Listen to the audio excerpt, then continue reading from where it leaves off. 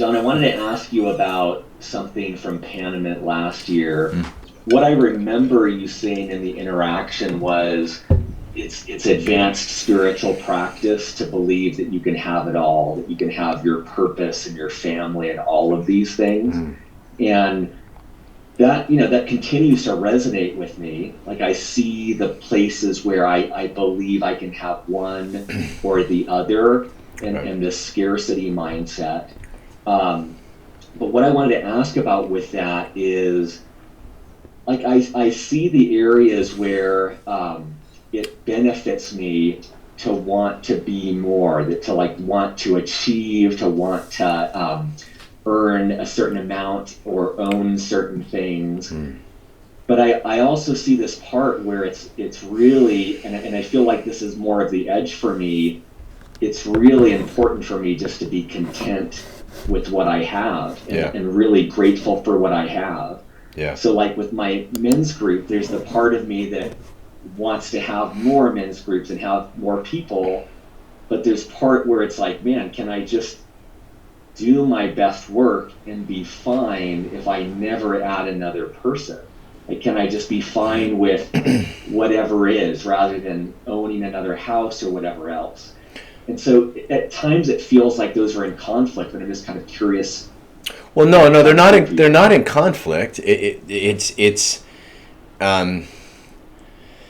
what's in conflict is what you feel you deserve, if you understand the difference, right? Having it all means just knowing what you want and what you need. Really, I mean, if having it all means that you can create what you want to create. Now look, we can make the best plans possible, and the world is going to do what the world is going to do, right? Let me give you an example. So I was in my late 20s.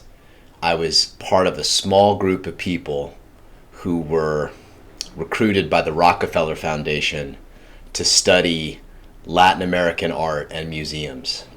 And I was given this incredible fellowship at first at UT and then at NYU to go study this.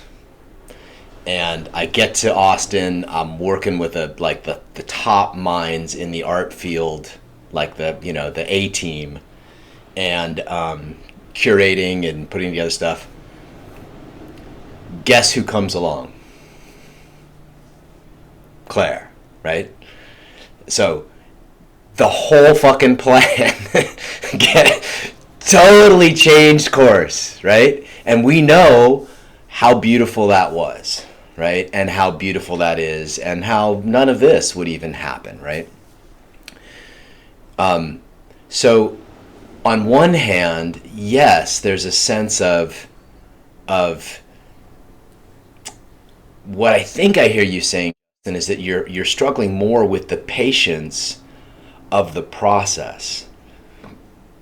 Like, so you have, what's great is that you have men's group, you have groups you're leading. Does it feel good when you lead them? Yeah. Great. So you have groups that you're leading. It feels great when you do it. And what you're struggling with is whether or not to do more, or whether you should do more, or... I think it's the fear that... maybe it's like the fear that contentment leads to not... Like there's it's almost like this sense of acceptance and perspective of like, man, I've got a full life with my family and my work and what I'm doing. Mm-hmm.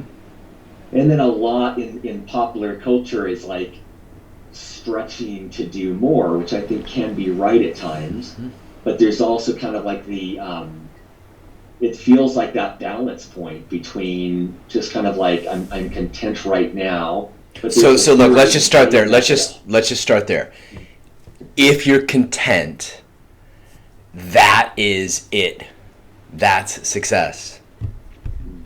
Right? Now, if you're content, so let's say you're content. You just led your men's group over the weekend.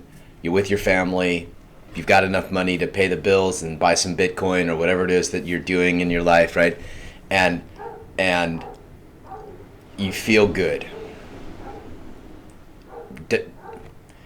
Why can't that be enough? Until, so you're content, you're living your life. At some point, your contentment will be interrupted by an impulse. Right? And that impulse, if it's not coming from a thought form, but it's coming from a deeper part of your heart and body, right, will have something that will make you want to create or produce. And that impulse is true. The thoughts around do more, probably not. My guess is that you're not acting from that impulse.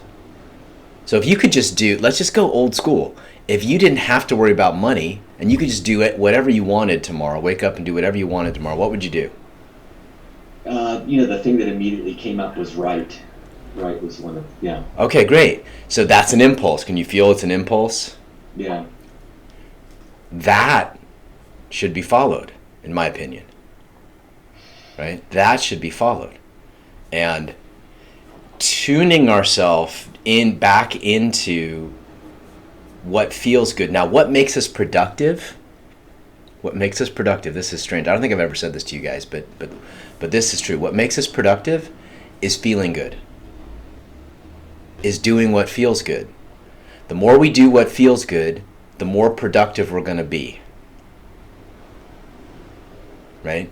And the more that impulse is going to come through in a streaming, right? It's just kind of stream through. So in many ways, the next right thing to do is what feels good. Yeah.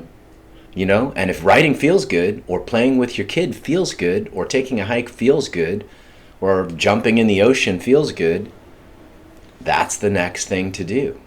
And then you rest in the contentment of just deep connection to the infinite, to your life, the love that's coming through you.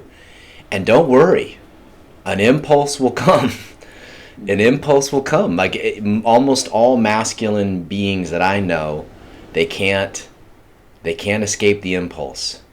People that retire normally have an impulse to do something else.